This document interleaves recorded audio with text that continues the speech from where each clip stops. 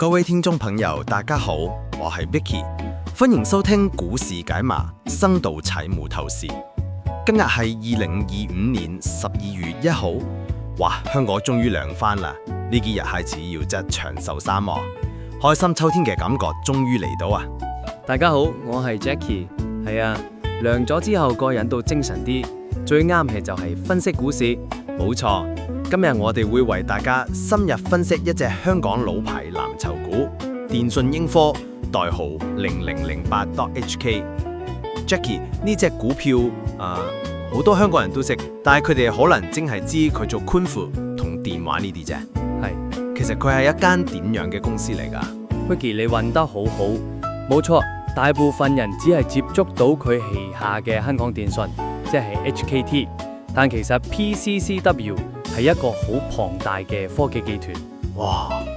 今日我哋會用宏觀經濟講起，再睇公司業務，再用技術分析睇下佢股價，全方位拆解佢嘅投資價值，聽到好全面喎。咁我哋就由最近嘅香港經濟話題講起啦。Jackie， 最近有乜同 PCCW 相關嘅大新聞呢？最近有幾樣嘢值得留意。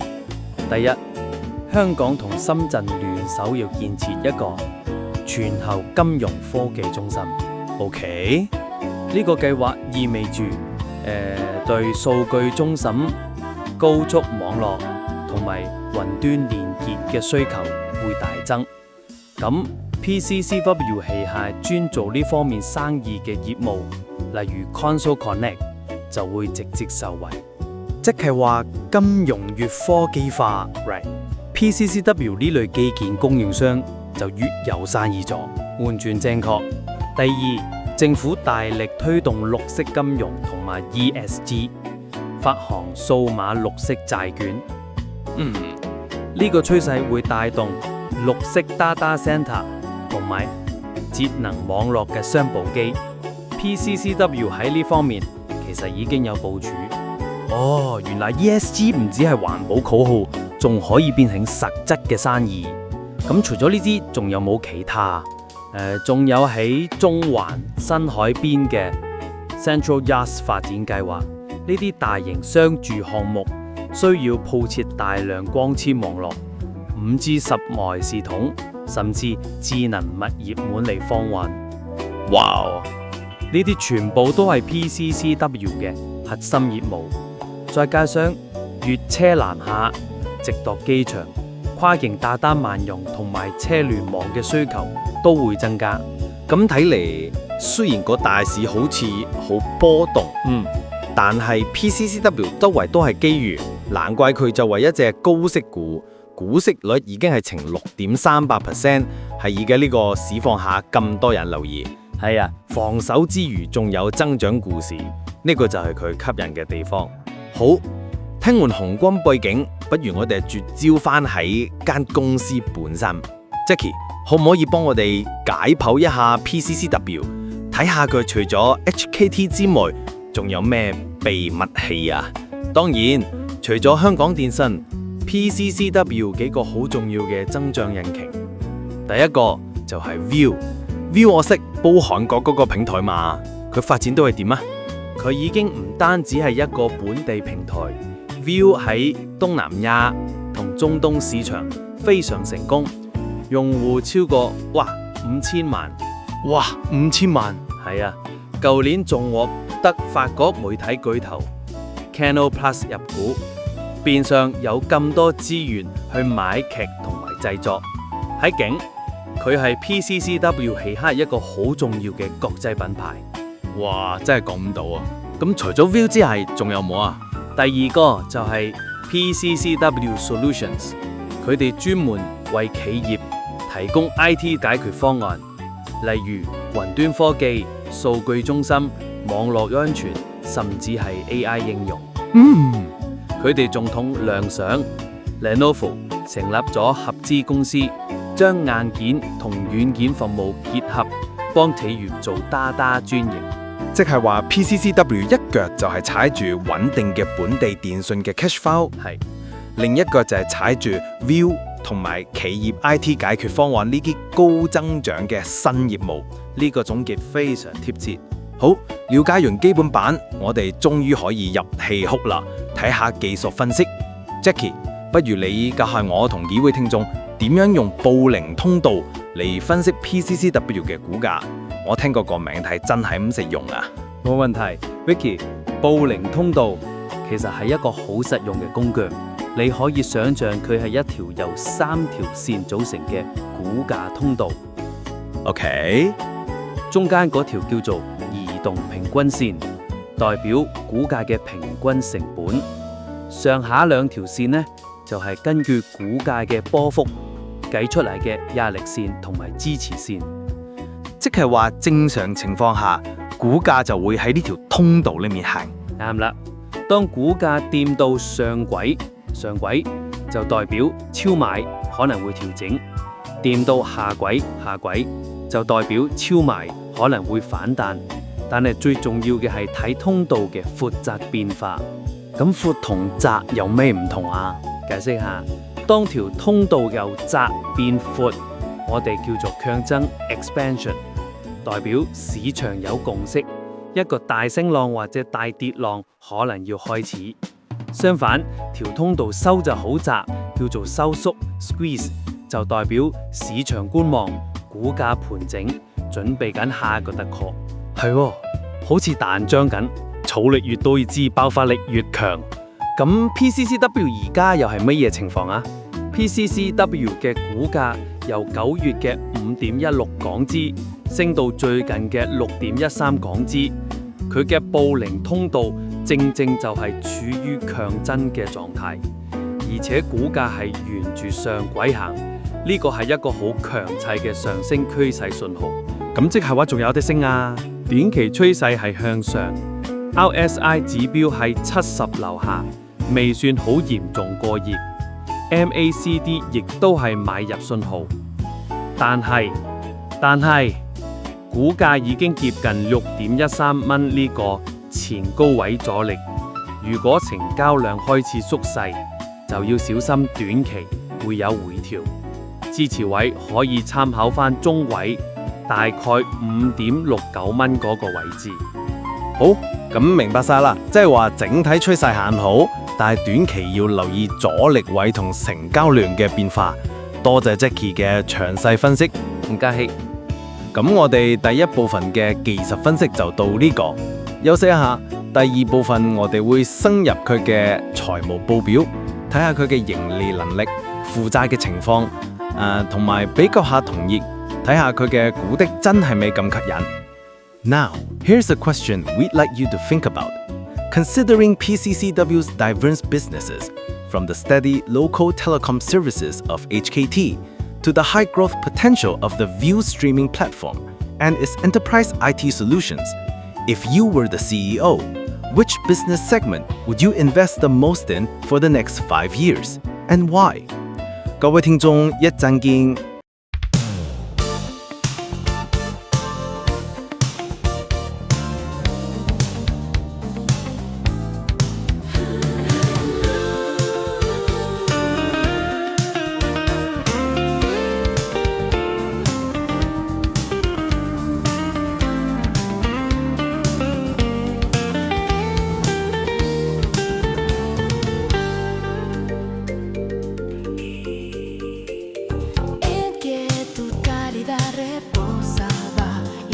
Soplo de pasión ardiente, me diste el gozo del amor, siempre presente. Bajo el sol dulce y radiante, como un pájaro en el rocío cantando, descubrí el canto y el amor, gozando hacia el cielo, sueños busco. Con alas blancas vuelo libre y brusco, con tu amor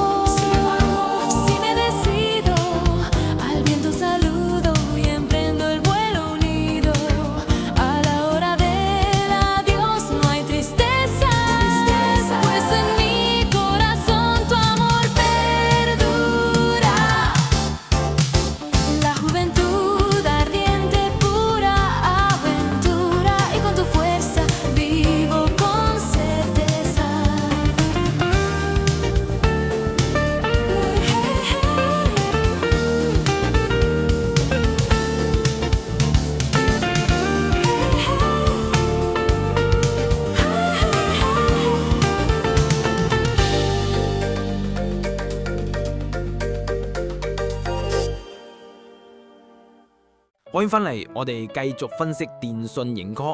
即係我哋而家睇下基本面啊。2025年下半年電訊盈科賺錢啊？呢個問題好。首先睇盈利能力啦。2025年上半年電訊盈科嘅收入係189億港元，比去年同期係升咗7%。EBITDA 就係60億港元，升咗6%。呢個係正面嘅增長。咁純利呢？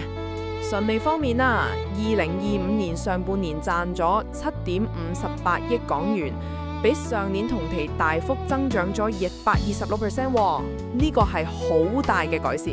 哇，126% 咁勁！咁 ROE 呢？呢個指標係咪反映緊公司運用股東資產嘅效率啊？冇錯，ROE 即係股東權益回報率。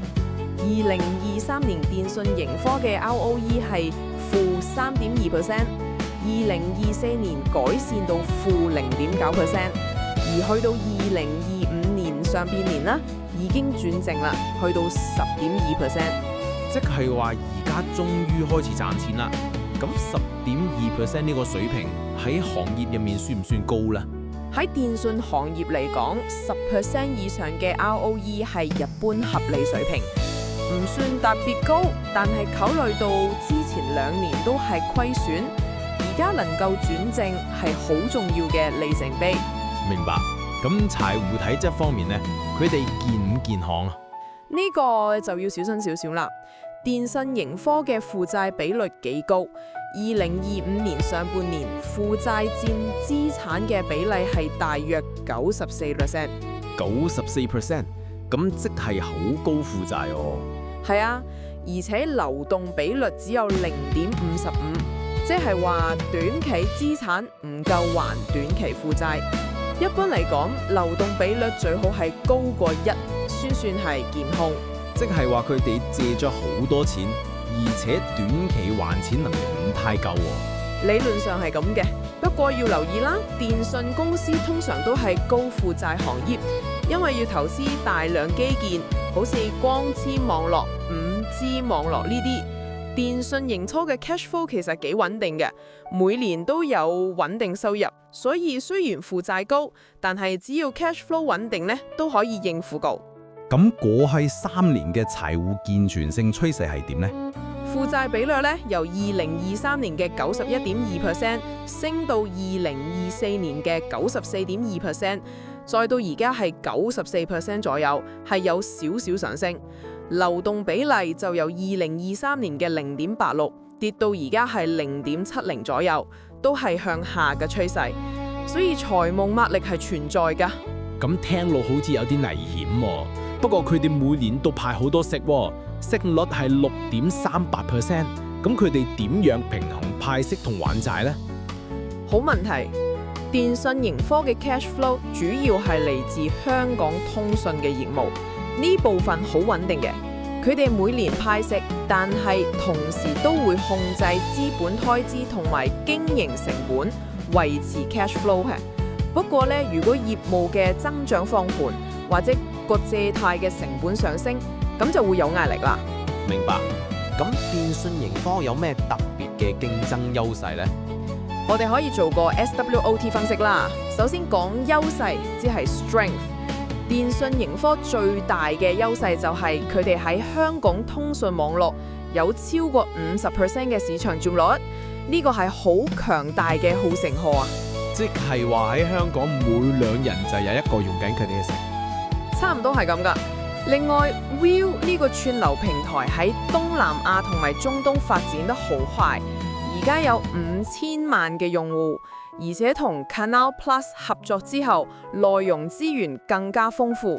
咁仲有呢？佢哋同聯想成立咗合資公司，提供 IT 解決方案，呢個係一個好強大嘅生態系統。而且佢哋同香港政府有長期合作，參與智慧城市項目，呢個係政治同商業嘅優勢。咁弱點呢？弱點主要係有幾個。第一，衰日太過依賴香港，區域性嘅風險比較高。第二，負債比率高，財務壓力大。第三，供應鏈太過依賴中國同埋美國，地緣政治嘅風險好大。地緣政治風險點解啊？因為佢哋好多設備都係由華為、艾力士呢啲公司提供嘅。美國政府喺2025年10月開始對 HKT 喺美國嘅業務進行禁止步驟，理由係國家安全嘅考慮。呢個係對佢哋國際業務有影響。哇，咁都幾嚴重喎。咁機會方面呢？機會都唔少㗎。大灣區融合會帶嚟跨境通訊同埋 IT 嘅需求。5G 啦、物聯網啦、智慧城市呢啲都係增長機會。東南亞嘅中產階層增長，對 Will 嘅需求會繼續上升，而且要 ESG 投資，即係環保社會責任投資，會帶動綠色道民數據中心嘅需求。咁威脅呢？威脅主要係中美對抗，美國嘅監管限制會影響國際業務。另外 OTT 內容成本不斷上升，競爭激烈，而且中國經濟放緩，香港高齡化，呢啲都會影響消費。明白。咁從長遠嚟講，電訊盈科嘅未來展望係點呢？如果睇最近嘅熱門關鍵字，好似金融科技啊、大灣區融合啊、ESG 啊、人工智能啊、5G 啊，電訊盈科都有機會受惠嘅。佢哋嘅數據中心業務、企業 IT 方案、Will 串流平台都係增長動力。咁與即係話，雖然佢哋有財務壓力，但係業務背景都唔錯喎。可以咁講，短期嚟講呢，要留意美國嘅監管影響同埋財務壓力。中長期嚟講，如果大灣區同埋東南亞市場發展順利，加上 Will 繼續增長，佢哋係有潛力㗎。好，咁我哋今日嘅分析就到呢度。最後要提醒大家啦，以上內容純粹係資料分享同埋分析，唔構成任何投資建議。股票買賣有風險，投資決定一定要自己做足功課，根據自己嘅風險承受能力做決定。冇錯啦，投資之前一定要了解清楚，唔好盲目跟風。好啦，多謝 Jackie 今日嘅詳細分析，多謝大家收聽股市解碼深度財務透視。我哋下次會繼續為大家介紹更多香港嘅股票。如果大家中意我哋嘅分析，記得訂閱同埋分享俾大家。多謝大家，拜拜。拜拜，我哋下次再見。